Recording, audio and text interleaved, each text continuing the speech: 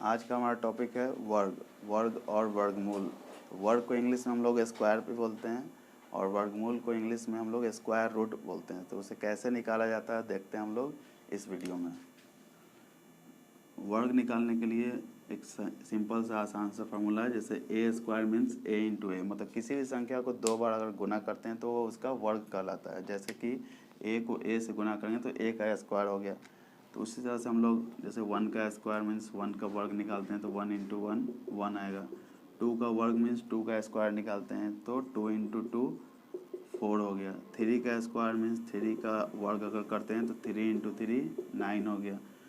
4 का स्क्वायर करेंगे तो 4 इंटू 4 16 हो गया। 5 का स्क्वायर हम लोग करते हैं तो 5 इंटू 5 25 हो गया। तो इस तरह से हम लोग आगे भी निकाल सकते हैं। इस तरह से मतलब उसी नंबर को 2 बार इंटू करने पर, उसी संख्या को 2 बार गुना करने पर हम लोग किसी संख्या का वर्ग निकाल सकते हैं। ये तो छोटे छोटे संख्या हुई। उस तरह से कोई बड़ा नंबर भी ले सकते हैं, जैसे कि 15 गुने 15 तो 225 हो जाएगा। 17 गुने 17 तो 289 हो गया। ये एक तरह से एक एग्जाम्पल दिया गया है। आप लोग इस तरह से एक ही संख्या को 2 बार गुना करके वर्ग निकाल सकते हैं। इस तरह से आप लोग घर पर आगे निकाल कर प्रैक्टिस कीजिए। और इसके बाद हम लोग बता रहे हैं वर्गमूल। वर्गमूल कैसे निकाला जाता है बताते हैं। इसके बाद हमारा है वर्गमूल। वर्गमूल को इंग्लिश में स्क्वायर रूट कहते हैं। स्क्वायर रूट हिंदी में जिसे वर्गमूल कहा जाता है। जैसे जो संख्या अभी हम लोग स्क्वायर किए उसी संख्या का हम लोग वर्गमूल निकाल सकते हैं। उसके अलावा कोई दूसरे नंबर को वर्गमूल नहीं निकाल सकते हैं। दूसरे नंबर को अगर निकालना हो तो पॉइंट में मतलब डेसिमल में निकाला जा सकता है, लेकिन पूरी तरह से वो फैक्टर अगर नहीं टूट पाता है तो वो पूर्ण वर्ग नहीं निकल पाता है। तो इसलिए हम लोग जिस संख्या का स्क्वायर किए थे उसी संख्या का हम लोग वर्गमूल निकालेंगे। जैसे कि हो गया 16, 25, 36, 49। ये 16 4 का स्क्वायर था, 25 5 का स्क्वायर था, 36 6 का स्क्वायर था, 49 7 का स्क्वायर था। ये सभी संख्या हमारा एक पूर्ण वर्ग है, तो इसका हम लोग वर्गमूल निकाल सकते हैं। जैसे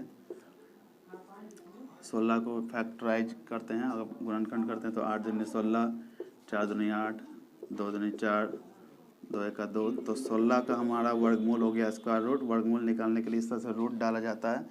तो इसका गुणनखंड हो गया 2 गुने 2 गुने 2, 4 बार 2 गुने 2 गुने 2 गुने 2। इस तरह से तो जो फैक्टर तोड़ने के बाद जो जोड़ा लाएगा, जो पेयर नंबर आता है, उसको हम लोग रूट से बाहर निकालते हैं। तो जो एक पेयर है वो बाहर निकलेगा तो एक जोड़ा निकलेगा, एक 2 निकलेगा। दूसरा पेयर में से एक 2 निकालते हैं तो ये 2 गुने 2 हो गया 4 हमारा आंसर। इस तरह से आगे भी सभी नंबर का हम लोग निकाल सकते हैं। इसका हम लोग निकाल सकते हैं। कोई एक संख्या, एक और एग्जांपल हम लोग लेते हैं 64। 64 का वर्गमूल निकालने के लिए हम लोग 2 से 64 में भाग देंगे तो 32 दूनी 64, 16 दूनी 32, 8 दूनी 16, 4 दूनी 8, 2 दूनी 4, 2 एका 2। इस तरह से 64 का ये फैक्टर टूट गया, गुणनखंड हो गया। तो 64 का गुणनखंड कितना आया फैक्टर? 2 गुने 2 गुने 2 गुने 2 गुने 2 गुने 2 6 बार है। तो 2 गुने 2 गुने 2 फिर 2 गुने 2 गुने 2। तो इसमें 3 पेयर मीन्स 3 जोड़ा आया। तो 3 जोड़ा आया तो 3 इसमें से बाहर निकलेगा, मतलब 2 गुने 2 गुने 2 तो हो गया। 2 को 2 से गुना करेंगे तो 4 और 4 दूनी 8। तो इसका आंसर हम लोग का हो गया 8। ये 8 का स्क्वायर था, मतलब 8 को 8 से गुना करने पर 64 होता है। तो इस तरह से हम लोग 64 का वर्गमूल भी निकाल लिए। वर्गमूल निकालने के लिए हम लोग एक शॉर्ट ट्रिक भी पढ़ते हैं, जिसको हम लोग आसानी से कुछ सेकंड में हम लोग वर्गमूल निकाल सकते हैं। ज़्यादा लंबा कोई प्रोसेस नहीं लगाना पड़ेगा। जैसे कि हमारा पहला एग्जाम्पल है 144। इसका वर्गमूल निकालने के लिए इसको पहले 2 पार्ट में बांटेंगे। इकाई और दहाई 2 अंक को अलग कर लेंगे। ये एग्जाम्पल हो या ये एग्जाम्पल हो, चाहे ये एग्जाम्पल हो, किसी भी टाइप का एग्जाम्पल हो, 2 अंक का मतलब 3 अंक का, 4 अंक का या 5 अंक का या 6 अंक का, कितने भी प्रकार का अंक का होगा। तो हम लोग पहले इकाई और दहाई वाला 2 अंक मतलब अलग बांट लेंगे। तो इसमें से जो इकाई अंक है 4, जैसे इसका इकाई अंक हो गया 144 का 4, तो 4 किसके स्क्वायर का इकाई अंक होता है वो देखते हैं। तो 4 हम लोग का 2 का स्क्वायर भी 4 होता है और 8 का स्क्वायर 64, मतलब उसका भी इकाई अंक 4 हो गया। तो 2 का स्क्वायर भी 4, इकाई अंक 4 हुआ, और 8 का स्क्वायर 64, तो 64 का इकाई अंक 4 हो गया। फिर जो बाकी जो बचा हुआ पार्ट है जो 1 है, तो वो किसके स्क्वायर से कम है वो देखते हैं। तो वो हमारा 1 का स्क्वायर ही 1 होता है। तो ये हम लोग का 2 ऑप्शन आया। अब यही दोनों में से हमारा कोई एक आंसर होगा। 12 का स्क्वायर या तो मतलब 144 का स्क्वायर या तो 12 होगा, और या तो 144 का स्क्वायर 18 होगा। इसको हम लोग चेक करने के लिए एक छोटा सा शॉर्ट प्रोसेस लगाते हैं, छोटा सा ट्रिक लगाते हैं। मतलब जैसे यहाँ पर इकाई और दहाई 2 अंक है, तो जो दहाई अंक है, दहाई अंक जितना भी रहेगा उसमें 1 जोड़ देंगे। दहाई अंक जो है, दहाई अंक में 1 जोड़ेंगे, मतलब दहाई अंक हम लोग का 1 है, तो 1 में 1 अगर जोड़ते हैं तो 2 हो गया।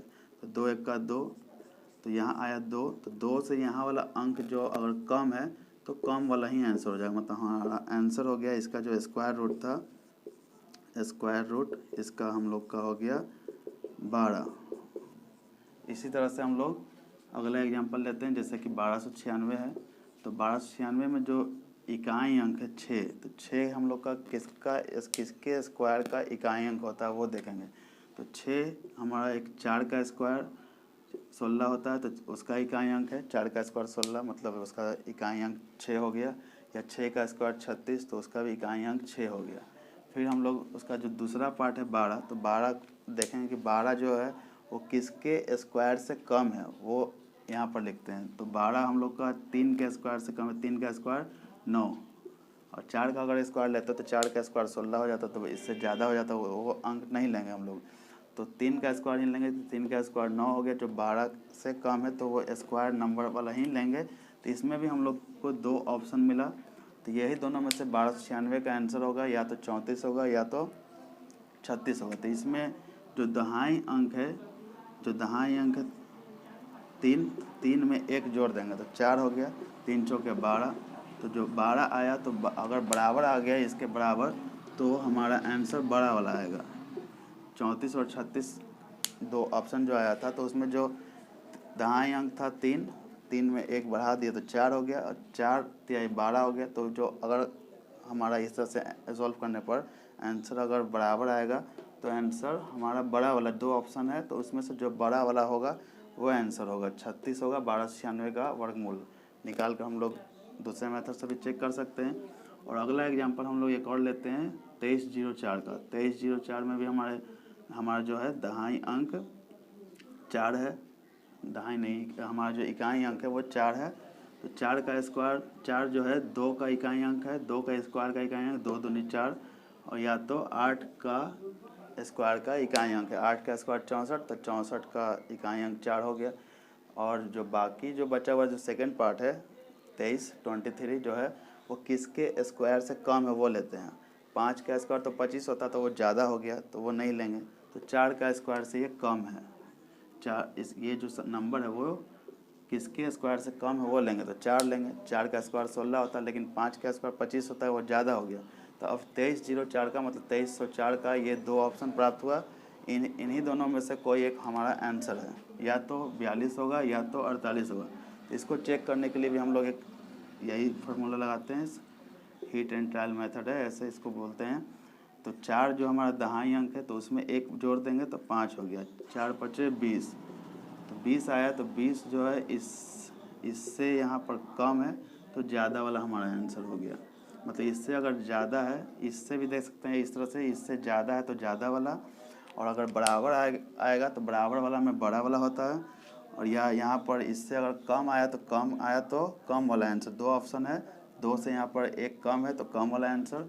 यहाँ पर जैसे 20 जो है, 20 से यहाँ पर ज़्यादा है तो ज़्यादा रहेगा तो ज़्यादा वाला, और इस तरह से कम अगर रहेगा 2 से 1 कम है तो कम रहेगा तो कम वाला आंसर हो जाता है हमारा। तो इस तरह का मज़ेदार वीडियो देखने के लिए हमारे चैनल को लाइक, सब्सक्राइब और शेयर करते रहें। धन्यवाद।